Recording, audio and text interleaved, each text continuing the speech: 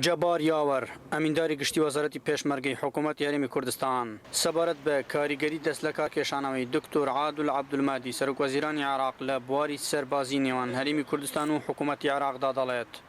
بێگومان ئێستا کە ئاڵوگۆڕ لە هەلومەرجی ئیداری حکوومەتی فیدراڵی عێراق دێت و دکتۆر عادل عەبدولمەهدی بڵێن ئیستیقاڵی خۆی پێشکەش کردووە بەرلەمان موافقەتی لەسەر ئیستیقالێکی کردووە بێگومان ڕۆڵێکی بینیوە لە سستی لەو پێشچوونی ئەو پرۆسەیە کە ئێستا ئەبوایە جێبەجێ بکرێت لە نیوانی وەزارەی پێشمەرگە و وەزارەی بەرگری و کە بەڕێز دکتۆر عادل عەبدولمەهدی خۆی مبادرەیەکی باشی کردبوو بۆ سەر لە نوێ دەستپێکردنەوەی هەماهەنگی لە نیوانی هەردوو وەزارەت بۆی بتوانین ئەو ناوچانە بپارێزین لە کردەوەی تیرۆریستانی داعش چونکە ماوەیەکی زۆرە تیرۆریستانی داعش کەڵکیان وەرگرتووە لە بۆشایەکانی نێوان دابەشبوونی هێزەکانی پێشمەرگە و هێزەکانی سوپا لەو ناوچانە و دەستیان کردووە بە کردەی تیرۆریستی و بەپێی ئەو ئامارانی کە ئێمە بەردەستمان کەوتووە لە ساڵی 2018 456 کردەی تیرۆریستیان ئەنجام داوە 1742 کەسی لەو ناوچانە کوژراون و بریندار بوون و یان ڕفێ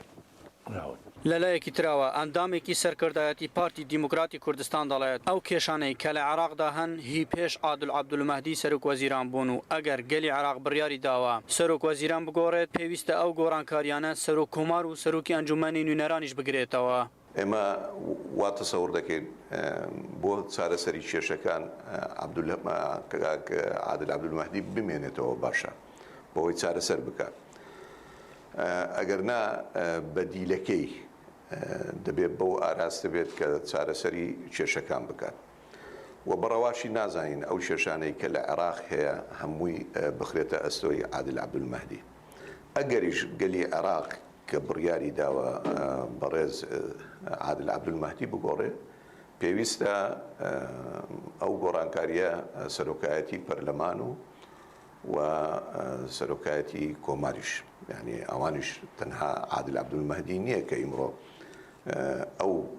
هۆکاری تەنیا بێت لە وەزعی عێراق هەروەکو باسشی بکات عادل عەبدولمەهدی هەمووی ساڵێک و شتێکە کە سەرۆکی ئەنجومەنی وەزیرانە ئەو کێشانە پێش ئەوەنە. نەوەی نوێ هێزێکی ئۆپۆزیسیۆنە لە هەرێمی کوردستان ئەوان بە جۆرێکی تر شروڤەی دۆخی عێراق و هەرێمی کوردستان دەکەن. عومەر ماما کوردە ئەندامی ئەنجومەنی باڵای نەوەی نوێ دەڵێت ئێمە پێمان وایە دەست لە کارکێشانەوەی عادل عەبدولمەهدی دەبوایە زووتر بووایە و دوا کەوتۆ لە وادەی خۆی چونکە ئەوە داواکاری سەرەکی خۆپیشاندەرانە. دواتر ئێستا دەبێ بیر لە هەنگاوی دیکە بکرێتەوە ئەوە سەرەتایە دەبێ بیر لە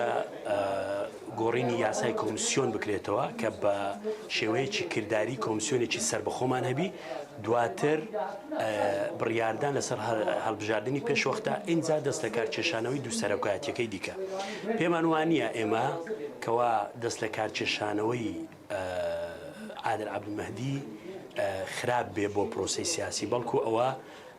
سەرەتای هەنگاوی یەکەمە بۆ چارەسەری چونکە ئەوە نیشانیدا کەوا هەڵبژاردننی 12/5/2018 ساختەکارێکی زۆری تێدا کرابوو. کاردانەوەکان تا دێت زیاتر دەبن سەبارەت بە بارودۆخی سیاسی عێراق کار بەدەستان و توێژی جیاجیا لە هەولێر بەشێکیان نیگەرانن و بەشێکی تریش پێی وایە بۆنی هەر گۆڕانکاریەک لە پرۆسەی سیاسیدا پێویستە دوجار جێبەجێکردنی داواڕاوەکانی هاوڵاتیان و چوین و توێژی جیاجیای لێ بکەوێتەوە. ئەحمەد جێباری دەنگی ئەمریکا هەولێر.